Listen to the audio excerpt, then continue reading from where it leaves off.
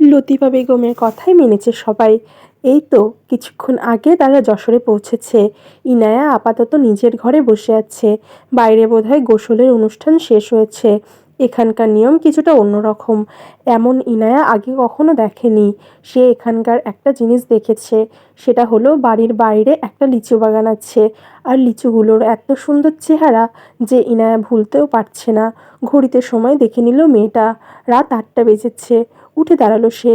আরহামের মামার বাড়িতে বড় একটা ঘর দেওয়া হয়েছে তাকে। ২ তলা বিশিষ্ট একটা জমিদার বাড়ি। ইনায়া আর আরহামকে দোতলার একদম ডান পাশের রুমে থাকতে দেওয়া হয়েছে। ইনায়া এক জীবনে সবথেকে বেশি লিচু পছন্দ করে। আর লিচুগুলো যদি গাছের হয় তাহলে তো কথাই নেই। সে উঠে দাঁড়ালো। প্রয়োজনীয় জিনিসপত্র ব্যাগ থেকে একটা শাড়ি বের করলো। সেটাকে জানলার সাথে বেঁধে ফেললো। তারপর খুব সহজেই নিচে নেমে পড়ল। এসব কাজ সে ভালোই পারে। নিচে নেমেই চারপাশে একবার তাকালো ইনায়া। রাত পুরোপুরি গভীর না হওয়ায় বাড়ির সামনের অংশে লোকজনের আনাগোনা আছে, কিন্তু লিচু বাগানের দিকটায় বেশ নির্জন। দূর থেকে বিয়েবাড়ির হাসাহাসি গল্প আর মাইকের শব্দ ভেসে আসছে।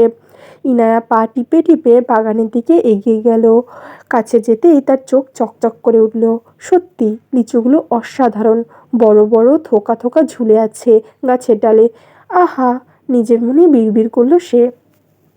একটা গাছের নিচে দাঁড়িয়ে উপরের দিকে তাকিয়ে রইল কিছুক্ষণ। তারপর চারপাশ দেখে নিশ্চিত হলো কেউ নেই।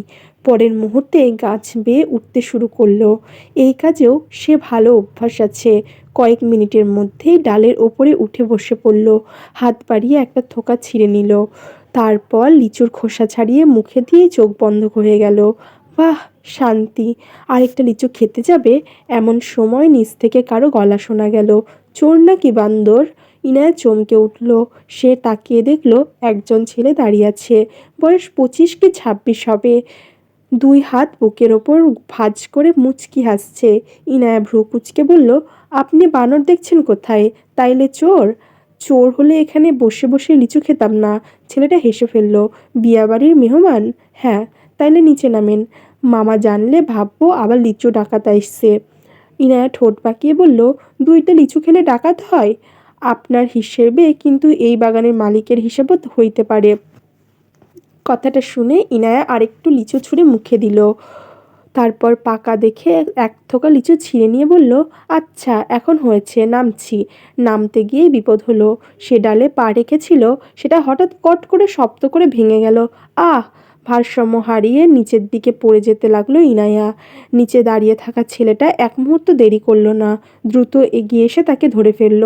কয়েক সেকেন্ড দুজনেই স্থির হয়ে দাঁড়িয়ে রইল। তারপর ইনায়া চোখ খুলে দেখল সে মাটিতে পড়েনি। আর ঠিক তখনই দূর থেকে একটা পরিচিত কণ্ঠ ভেসে এলো। ইনায়া! আরহাম তার গলায় স্পষ্ট রাগ। ইনায়ার মুখে হাসি মুহূর্তের মধ্যে উধাও হয়ে গেল। মনে হলো লিচু চুরির ধরা পড়ার চেয়েও বড় বিপদ সামনে দাঁড়িয়ে আছে। ইনায়া! ইনায়া সামনে তাকিয়ে আরহামকে দেখে স্বস্তির নিঃশ্বাস নিল। সে ভেবেছিল অন্য কেউ এসেছে। পার্থ ছেলেটা দ্রুত ইনায়াকে গাছ থেকে নিচে নামতে সাহায্য করল। হেঁটে হেঁটে এলো আরহাম। পার্থের দিকে তাকিয়ে বলল, তুই এখানে কি করছিস? লিচু বাগানে কাউকে লুকায় আইতে দেখে আইছিলাম। আইয়া দেখলাম তোমার বউ। দেখার পরে চলে যাসনি কেন? যামু কেন? এখন যা। যামু, কিন্তু তোমার বউরের লগে কথা কইয়া লই। সবাই ডাক পাড়তাছে। আমার বউ আমি মুছবো, যা তুই। পার্থ কড়া বাড়ালো না। পার্থ কথা বাড়ালো না। সে চলে যাওয়ার সময় আরামের কানের কাছে মুখ নিয়ে বলল, ইনায়ের লগে তোমার কোনো সম্পর্ক নাই। সেই কথা আমারে পাতা কইছে। তাই বউয়ের ভালোবাসো আর এখন আমার উপস্থিতিতে জেলাস ফিল করছো? এসব মিছে মিছে দেখাইতে হইব না ভাই। হাঁটা ধরল ছেলেটা। অবাক হলো আরহাম। পার্থ আর পাতা দুজন আপন ভাই বোন। এই মেয়ে পার্থকে বলে দিয়েছে। না জানি আর কাকে কাকে বলেছে। আরহামের নানা আর পাতার নানা দুজনে আপন ভাই। লতিফা আর সালমা বেগম দুজনে একে অপরের চাচাতো বোন। নানা বাড়ির একই জমির ওপরে বড় করে তৈরি করা বাড়িতে সবাই থাকে। বাড়িটা জমিদার বাড়ি। আরহামের নানার বংশ জমিদার ছিল। তবে মুক্তিযুদ্ধের সময় যুদ্ধ চলাকালীন জমিদারির প্রায় সব চলে গেছে। তবে তার পূর্বে জমিদার ছিল সেটা বোঝাতে গেছে একটা গোটা জমিদার বাড়ি পড়ে আছে। যেটাকে থাকার মতো করে মেরামত করে সবাই বসবাস করছে। সময়ের সাথে সাথে সব কিছুর পরিবর্তন হলেও আরামের নানার এই বাপের রেখে যাওয়া বাড়ি ছাড়তে নারাজ। লতিফা বেগমের ভাইয়ের মেয়েও বিয়েতে এসেছে সবাই। সহজে বললে আরহামের মামাতো বোনের বিয়ে। পার্থ চলে যাওয়ার সাথে সাথে ইনায়া পুনরায় লিচু গাছে উঠে পড়ল। আরাম পূর্ণ দৃষ্টিতে মেয়েটার দিকে তাকিয়ে বলল, এই লিচু বাগান আমার নানার। এভাবে দেয়াল টপকে চুরি করে আসার কোনো দরকার ছিল না। আমি কি জানতাম নাকি যে আপনাদের? তো জিজ্ঞেস করবেন না। আপনার এখানে কি? ভেতরে পাতা আছে, তার সাথে গিয়ে কথা বলুন। আলগা পিরিত আমার সাথে দেখাবেন না। আর আমি কি করব সেটা একান্তই আপনার ব্যাপার নয়। আপনার সাথে কথা বলার কোনো ইচ্ছে আমার নেই। আমার এত খারাপ সময় আসেনি। বাড়ির সবাই আপনাকে খুঁজছে। আর আপনি কি করবেন সেটা মোটেই আপনার একান্ত ব্যাপার না। কারণ সবার জানা মতে আপনি আমার স্ত্রী। তো তো কোনো এমন খারাপ কাজ করবেন না যাতে গ্রামের মেয়েরা এভাবে লুকিয়ে লুকিয়ে গাছে লিচু পাড়তে ওঠে না। আর বউয়েরা তো একদমই নয়। নেমে আসুন। ইনায়া ঝগড়া করলো না। সে আরহামকে বলল, যান, আমি নামছি, তাড়াতাড়ি আসবেন। আরহাম চলে গেল। মিনিট খানিক সময়ের মধ্যে ফিরে এলো ইনায়া এবং ইনায়ের উদ্দেশ্যে বলল, শুনুন, ওই পার্থের সাথে একদমই কথা বলবেন না। এটা অবশ্যই আপনি বলে দিবেন না। যা বলেছি শুনবেন। বেশি ফটফট করলে কানের নিচে মারবো। ইনায়া অবাক হয়ে আরামের দিকে তাকালো। সদ্য গালের ভিতরে দেওয়া লিচুটাকে খেতে ভুলে গেল। অবাক হয়ে বলল, ইনায়া নাওয়ারকে আপনি থ্রেট দিচ্ছেন? তো আপনি কোন দেশের প্রেসিডেন্ট যে থ্রেট দেওয়া যাবে না? থ্রেট দেওয়ার মতো কাজ করলে ভুলেও করবেন না। বেশি লাফালাফি করলে সবাইকে বলে দিব আপনি আমার কিছু নন। তারপর সবাই গ্রাম থেকে বের করে দিবে। ইনায়া নাওয়ারের থাকার সমস্যা আছে বলে মনে হয়। তাহলে যাচ্ছেন না কেন? আপনি যাচ্ছেন না এই জন্য। আমি কোনোদিন না গেলে সত্যি সত্যি বিয়ে করে এখানে থেকে যাব? এই কথায় লাগাম দিন। আমার পাতা আছে, বিয়ে করলে পাতাকেই করব। ইনায়া নাওয়ার যা চায় সেটা করতে পারে। নিজেকে, নিজের নামকে এতবার হাইলাইট করার কি আছে? আপনার নাম আমি জানি, আধপাগল মহিলা। ইনায়া বোধহয় কিছু বলতে চাইছিল, কিন্তু বলার আগেই লাইট জ্বালিয়ে কাউকে আসতে দেখলো। তাই ঝামেলা বাদ্রে দ্রুত লাফিয়ে নামলো। কেউ আসার আগে আরামকে রেখে কেটে পড়ল। ইনায়া যাওয়ার দিকে তাকিয়ে আরাম বিড়বিড় করলো, পার্থ থাকাকালীন তো ডাল ভেঙে পড়ে যাচ্ছিল, এখন কেন পড়ল না? যত সব ঢং। বাড়িতে হইচই পড়েছে। সাজদার বিয়েতে বাড়ির ডেকোরেশনের লোকজন আসতে দেরি করছে। তাদেরকে কল করতে করতে সাজদার বাবার প্রেশার বেড়ে গিয়েছে। এখন সবাই সেটা নিয়েও চিন্তিত। সাজদার বাবা সাজদা হোসেন এখন রেস্ট নিচ্ছেন। পার্থ আরহাম যাচ্ছে কি সমস্যা হয়েছে সেটা দেখার জন্য। এমন সমস্যা হলে তো হবে না। আরহাম ইনায়াকে যাওয়ার আগে মাথা ঠান্ডা রাখতে বলে গেল। সেই সঙ্গে কি মনে করে যেন মেয়েটার মোবাইল পকেটে পুরে নিয়ে হাঁটা ধরল। ইনায়া যখন মিনিট 5 পর মোবাইল কোথাও খুঁজে পেল না, বুঝতে পারল যে মোবাইল সত্যি সত্যিই আরাম নিয়ে গিয়েছে। তখন দ্রুত সবাইকে ফেলে সিঁড়ি দিয়ে নিচে নেমে এলো। কিন্তু ততক্ষণে আরাম চলে গিয়েছে। ইনায়া যখন আবার উপরে উঠবে তখন একটা ছেলে আর একটা মেয়ে উভয়ে কান্নাকাটির আওয়াজ পেল। সেই সঙ্গে ছোট্ট ছোট্ট করে কথা বলার আওয়াজ। ইনায়া ভ্রু কুঁচকে সেদিকে এগিয়ে গেল। ইনায়া দেখলো বিয়ের ব্রাইড আর একটা অন্য ছেলের হাত ধরে কান্নাকাটি করছে। অথচ ইনায়া জানতো গ্রামের গায়ে হলুদের পর কঠোরভাবে নিষিদ্ধ জারি করা হয় যে মেয়ে বাইরে বের হতে পারবে না। সেখানে আবার আরেকটা ছেলের হাত ধরে ইনায়া গলা খাকারি দিল। দুজনে একে অপরের হাত থেকে সরে গেল। সাজদা সামনে তাকিয়ে তার ফুফাতো ভাই আরহামের বউকে দেখতে পেল। মেয়েটা দৌড়ে এসে ইনায়ার পা চেপে ধরে কেঁদে কেঁদে বলল, ভাবি, প্লিজ কাউকে বলবেন না। আসিফকে ছাড়া আমি বাঁচব না ভাবি। আসিফকে ছাড়া আমি অন্য কাউকে বিয়ে করার কথা ভাবতেও পারি না। আমি মরে যাব ভাবি, প্লিজ ভাবি। হুট করে কি থেকে কি হয়ে গেল বুঝলো না ইনায়া। দ্রুততার সঙ্গে মেয়েটাকে নিজের পা থেকে ছাড়িয়ে সরে দাঁড়ালো। বিরক্ত হয়ে বলল, এসব কি করছো? পায়ে হাত দিচ্ছ কেন?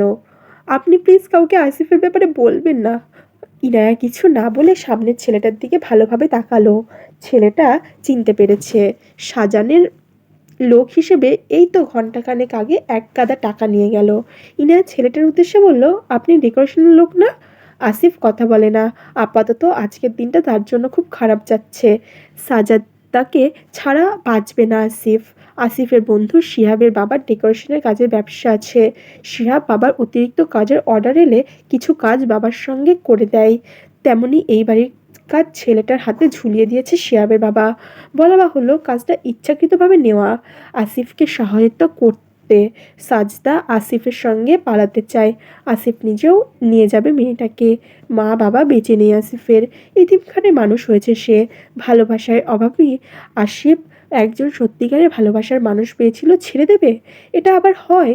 তাহলে কি নিয়ে বাঁচবে ছেলেটা? ছাড়বে না সে। এই জন্যই তো বন্ধুর সঙ্গে ডেকোরেশনের কাজের লোক হিসেবে এসেছে। মেয়েটাকে কৌশলে ডেকে নিয়ে এসেছে এবং কখন বাড়ি থেকে পালাতে পারবে সেটা জানানোর জন্য। কারণ সাজাদার বাবা সাজ্জাদ হোসেন কখনোই মেয়ের বিয়ে এতিমখানার এক সামান্য কোম্পানি চাকরি করা ছেলের সঙ্গে দেবে না, দিতে পারে না। আসিফকে কথা বলতে না দেখে ইনায়া পুনরায় বলল, প্রশ্নের পিঠে প্রশ্নের বদলে উত্তর না দিয়ে চুপ থাকা আমার পছন্দ না। ভাবি, অতিরিক্ত টেনশনে থাকাকালীন আসিফ কথা বলতে পারে না। আসিফকে কথা বলতে না দেখে কথা বলে উঠল সাজাদা। ইনায়া ছেলেটার দিকে তাকিয়ে দৃঢ়ভাবে বলল, শোনেন, আপনাদের সম্পর্ক নিয়ে আমার কোনো মাথা ব্যথা নেই, কিন্তু যেহেতু আমি এই বিষয় সম্পর্কে অবগত হয়েছি তাই মাথা ব্যথা কিছুটা না হলেও আবার বদহজম হতে পারে। আমার সঙ্গে ঠিকভাবে কথা বলতে না পারলে আমি সাজাদাকে নিয়ে কোথাও যেতে দেব না। আর গ্যারেন্টি স্বয়ং আপনার সামনে দাঁড়ানো ইনায়া নেওয়ার। ছেলেটা এবার মুখ তুলে ইনায়ের দিকে পূর্ণ দৃষ্টিতে তাকালো। ইনায়ের কোনো কিছুতেই মাথা ব্যথা নেই। কি করেছে, কে কি করছে সেটা তার একান্তই ব্যক্তিগত ব্যাপার। শহরে অহরহ দেখা নিজের পছন্দে বিয়ে করতে, গ্রামে সেটার প্রচলন নেই। নেই কেন? এভাবে পালিয়ে গেলে তো প্রেশার বেড়ে যাওয়ায় সাজ্জাদ হোসেন মরেই যাবে। সেই খবর কি রাখে সাজেতা? আপনি জিজ্ঞেস করুন আপু, আমি সব কিছুর উত্তর দেব। ভাবনা থেকে বেরিয়ে আসে ইনায়া। আসিফের কথা শুনে তাকালো। তাকিয়ে খুশি হলো যেন কিছুটা, তবে প্রকাশ করলো না। ভালোবাসা খুব সেনসিটিভ বিষয়, এইসব নিয়ে কোনো ছেলে খেলা নয়। ইনায়া বলল, সাজাদাকে ভালোবাসো? হ্যাঁ। সাজাদার বাবাকে বলেছেন? বলিনি। কেন? কারণ আমার বাবা মা নেই। তবে আমি আর একটা সামান্য কোম্পানিতে চাকরি করি, তাই আমাকে মানতে উনি কখনোই রাজি হবেন না। যখন জানতেন মানতে রাজি হবে না তখন বেসেছিলেন কেন? কথা বলে না আসিফ। কি করে এই মেয়েকে বোঝায় ভালোবাসা ইচ্ছাকৃত হয় না, এটা তো মনের ব্যাপার। কখন কাকে কিভাবে ভালোবেসে ফেলে সেটা কি কেউ জানে? ইনায়া পুনরায় বলল, চেষ্টা করেছিলেন? করিনি। আপনার তো মেরুদণ্ড ভাঙা। আসিফ পুনরায় দৃষ্টি মাটির দিকে নিবদ্ধ করল।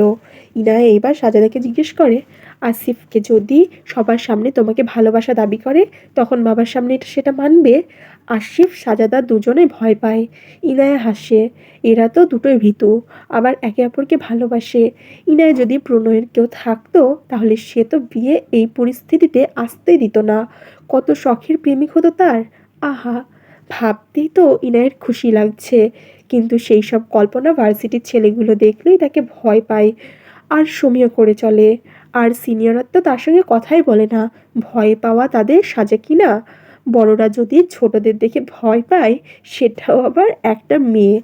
তবে সেটা যদি স্বাভাবিক হতো তাহলে ভার্সিটির সবাই বোধহয় ইনায়াকে ভয় পেয়ে চলতো। একবার ভার্সিটির একটা ছেলে ইনায়াকে প্রপোজ করার জন্য ফুল নিয়ে এলো।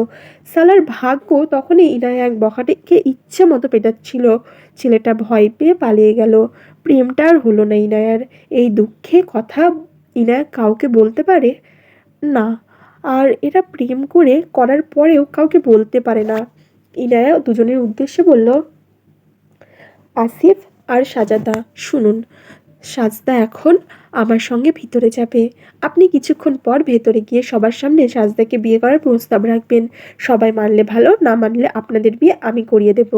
দুইজনে মেয়েটার দিকে তাকালো। ইনায়া কি হয়েছে জিজ্ঞেস করে। সাজদা বলে, আব্বু রাজি হবে না, উল্টো রাগারাগি করবে। চেষ্টা না করলে আমি পালাতেও দেব না। আমি রাজি। আসিফের কথায় সাজদা ভয়ে বলে উঠল, তুমি বুঝতে পারছো না, আব্বু মানবে না, উল্টো রাগারাগি করবে, তোমাকে আঘাত করতেও পারে। একবার চেষ্টা করেই দেখি, তুমি অন্দরে যাও। ইনায়া হাঁটা ধরে।